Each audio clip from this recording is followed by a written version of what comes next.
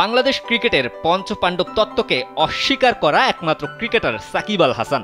অথচ এই সাকিবই এখন সেই পঞ্চপাণ্ডব তত্ত্বের সুফল পাচ্ছে। সাকিব আল হাসানের বর্তমান যে পারফরমেন্স, তাতে এই দলে তার কোনো জায়গা হওয়ার কথা না। কেবল সিনিয়র ক্রিকেটার ও পঞ্চপাণ্ডবের অন্যতম কাণ্ডারি হিসেবে এখনও টিকে আছেন দলে। কিন্তু এভাবে বারবার ব্যর্থ হওয়া একজন ক্রিকেটারকে আর কতদিন টানবে বিসিবি? বিশ্বকাপের আগে যুক্তরাষ্ট্র সিরিজ থেকে সাকিবের পারফরমেন্স নিচের দিকে। কঠিন সমালোচনার মুখে নেদারল্যান্ডসের বিপক্ষের ম্যাচে হাফ সেঞ্চুরি করে সমালোচনার জবাব দেওয়ার চেষ্টা করলেও ওই এক ম্যাচেই শেষ। নেদারল্যান্ডস ম্যাচ বাদ দিলে সাম্প্রতিক সময়ে সাকিবের ভালো পারফরমেন্স খুঁজে পাওয়া দুষ্কর। কিন্তু সেই সাকিব ম্যাচের পর ম্যাচ খেলছেন কোনো চিন্তা ছাড়াই। কমিউনিটি ব্যাংক, সবার ব্যাংক। চেষ্টা করলেই আসে সফলতা, কিন্তু সেই চেষ্টার থেকে যদি আত্মতুষ্টি বেশি হয় তাহলে চেষ্টা আসবে কোথা থেকে? সফলতা তো অনেক পরের বিষয়। ম্যাচ হারের পর সংবাদ সম্মেলনে এসে যে ক্রিকেটার হারের ব্যাখ্যা দিতে গিয়ে পূর্বের ম্যাচের জয় অজুহাত দেয়, সেই ক্রিকেটারের থেকে ভালো কিছু আশা করা বোকামি ছাড়া কিছুই না।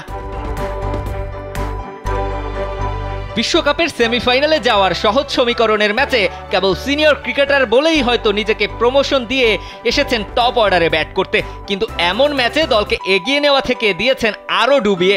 প্রথম বলেই ফিরেছেন 0 রান করে। তবে তার থেকেও দৃষ্টিকটু ছিল সাকিবের আউটের ধরন।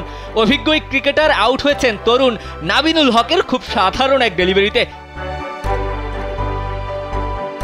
খারাপ পারফরমেন্সের জন্য 2021 সালে টি-20 বিশ্বকাপের পর দল থেকে ছেঁটে ফেলা হয়েছিল সে সময়ের অধিনায়ক মাহমুদুল্লাহ রিয়াদকে। দল থেকে বাদ পড়ার পর সেই রিয়াদ যেভাবে কামব্যাক করেছেন, তাতে তো ইতিহাসের পাতায় নাম লিখে রাখার মতো অবস্থা।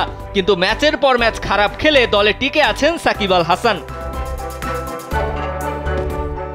সাকিব আর রিয়াদ দুই সিনিয়র ক্রিকেটারের ক্ষেত্রে দুই রকম নীতি প্রশ্নের মুখে ফেলতে পারে বিসিবিকে। আর তাই তো বিশ্রামের নামে হলেও সাকিবকে বাদ দেওয়া দরকার, এমনটাই মত সাধারণ সমর্থকদের। তাদের মতে এতেই আসবে সুফল।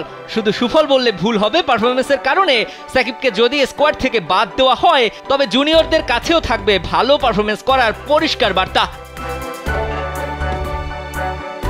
দিবাকর চৌধুরী, কালবেলা।